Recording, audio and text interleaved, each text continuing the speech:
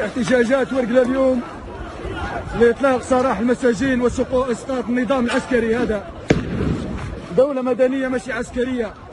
إصابات مباشرة بالرصاص المطاطي والغاز مسيل للدموع، إطلاق مباشر للغاز مسيل للدموع والرصاص المطاطي لوجوه المحتجين. دولة مدنية ماشي عسكرية، يسقط حكم العسكر. احتجاجات من سكان ورقلة اليوم لإسقاط نظام العسكر.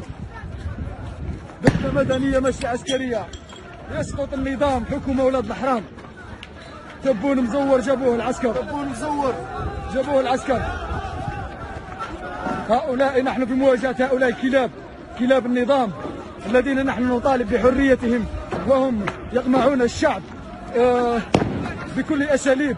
ضرب مباشر بالغاز مسيل للدموع والرصاص المطاطي.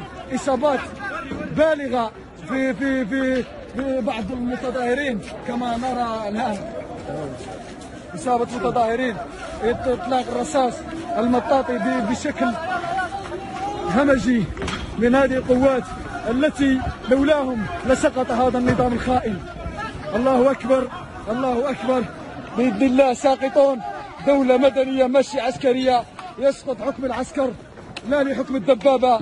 الحرية للشعب، الحرية للشعب، الحرية لأولاد المجاهدين.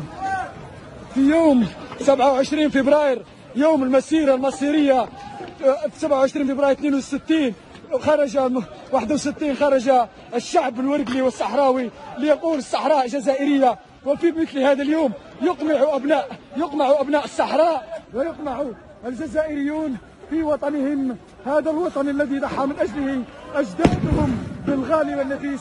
كما ترون القوات الأمن التي تستخدم الغاز مسيل للدموع منذ الصباح، وهي ترمي بالغاز الدموع في وجوه المتظاهرين وفي جسمهم، لأدى إلى إصابات بالغة.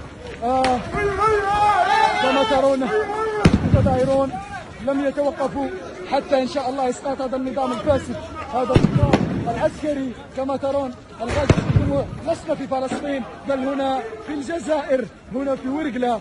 كما ترون هنا ليست الضفة الغربية وليست غزة، هذه الجزائر، هذه ورقلة الذي ترونها الآن.